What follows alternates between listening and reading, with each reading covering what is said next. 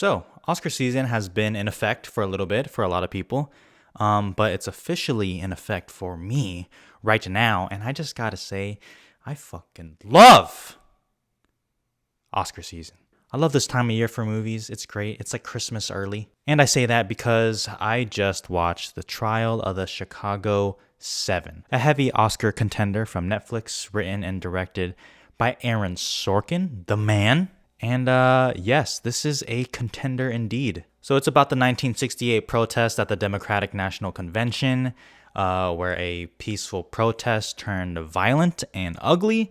And they basically charge certain individuals who they deem kind of the leaders of it for conspiracy to incite a riot, and it follows their trial through it.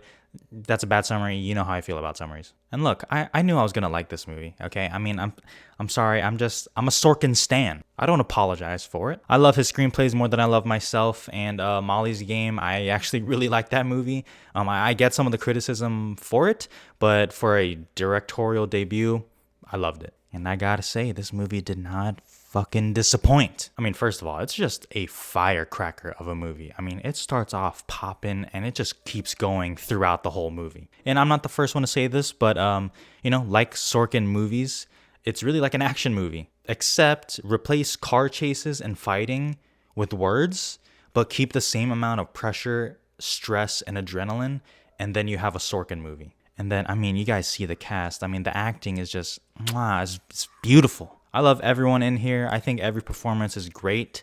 Specifically, Yahya Abdul Mateen, I believe is how you say it. The second, Mark Rylance, who plays the defense attorney, Sacha Baron Cohen, and Eddie Redmayne.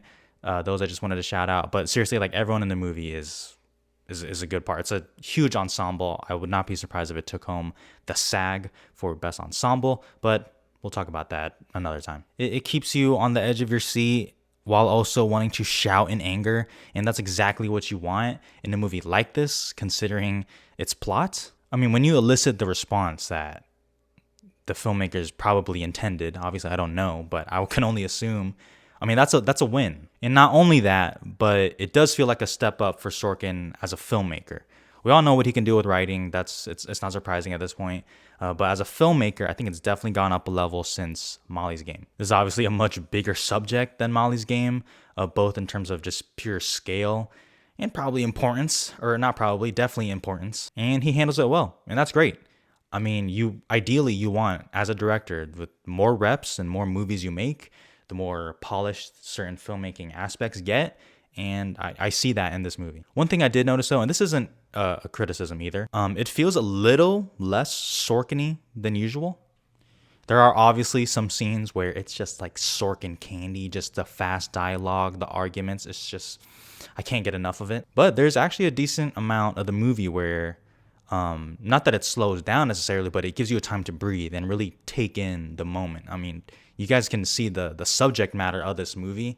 It really allows you to feel that versus just getting bombarded with great dialogue, but it's nice. And this movie has some shocking moments too, I gotta say. I was not prepared for some of it. Now, it's probably due to editing because, just quick cuts and it kind of catches you off guard.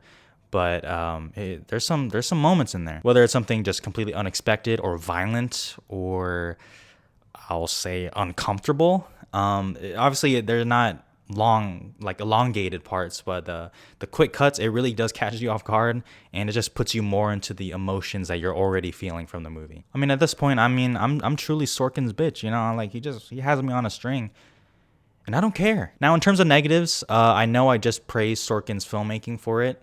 I did say it's a step up, which is all true, but there are some choices where I'm like, that's not as polished. No spoilers, obviously, but there's a good amount of flashbacks, which is all fine. I don't have a problem with that. But there is one like quick scene. It's like a 10-second scene, so it's really nitpicky. But where they use slow motion in a scene where it made it look almost amateurish and a little cheap. It was kind of weird, but it's like little stuff like that that's kind of in the movie here and there. That's not too big a deal. That's a nitpick on my part. Some of you may agree or not. That's how I feel. But guys, I love the trial of the Chicago 7. It is eerily reminiscent of what's going on in America the past few months and still going on right now. It really is a movie for the times, and that matters. A movie's release date, it matters. It's super powerful, gripping. I mean, I don't want to be all basic film critic person here, but it really is all those adjectives you see written about it. And as of right now, it's my favorite movie of the year. I'm a sucker for it. I know. Okay, I didn't choose this life. All right, Sorkin chose me. And as far as Oscars go, I mean, it's a contender for pictures, screenplay, editing, supporting actor, or supporting actors. Not exactly sure how they'll go with it because it's a huge cast. So I'm interested to see what happens with that. And possibly director for Sorkin if he can get in, which seems likely if it's a huge contender for everything else. But I'll do an Oscar video when it gets a little bit closer. Please go watch it when it comes out on Netflix on October 16th. Okay, I really want to watch it. I want to watch it right now, like again. I really loved it. That's all I can really say. All right. If it seems like this review went by kind of fast, it's because I'm trying to go fast. One, I have my dog downstairs and he is a barking. And two, I got Nomadland to watch right now by the New York Film Festival, so I will have a review on that soon. But thank you guys for watching. Thank you for subscribing or not subscribing. If you're not subscribed, I'm sorry, I'm ugly. But take care, pandemic, stay safe. Bye.